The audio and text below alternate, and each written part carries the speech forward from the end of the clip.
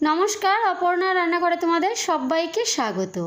আজ তোমাদের সঙ্গে শেয়ার করব ঝিঙা আলু দিয়ে তেলাপিয়া মাছের পাতলা ঝোলের একটি রেসিপি।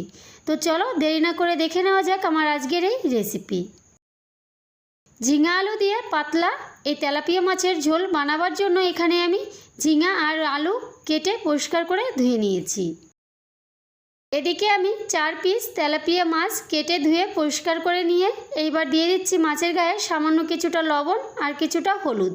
নুন হলুদটা মাছের গায়ে ভালো করে মাখিয়ে নেব।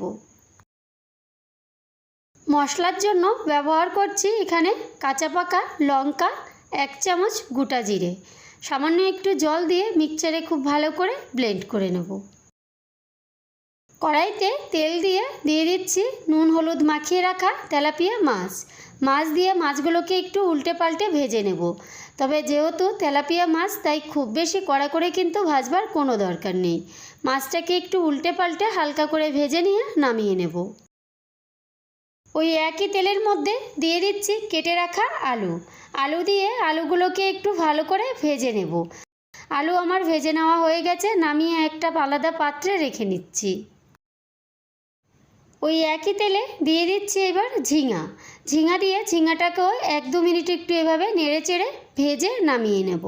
তবে ঝিঙা কিন্তু খুব বেশি ভাজবেন না, ভাজতে গেলে কিন্তু ঝিঙা দিয়ে জল বেরিয়ে যাবে, ঝিঙা আর কিন্তু ভালো ভাজা হবে না।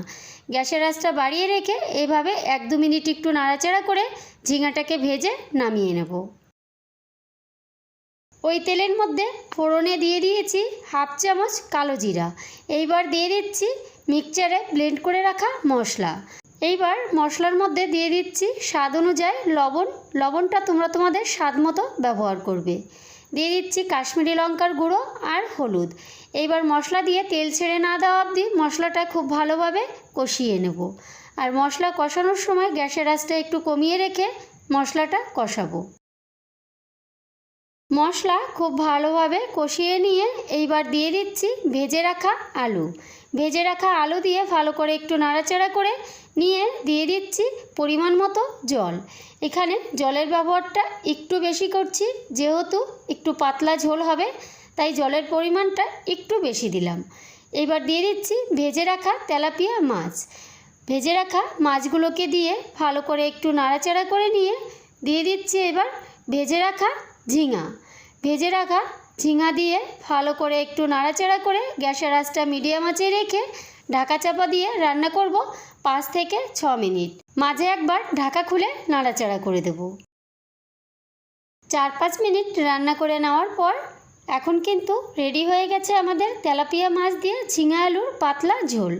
তাহলে বন্ধুরা, আমার আজকের রেসিপি আমি এখানেই শেষ করছি। আবার দেখা হবে অন্য কোনো রেসিপির সঙ্গে। ভালো থাকবেন, সুস্থ থাকবেন, নমস্কার।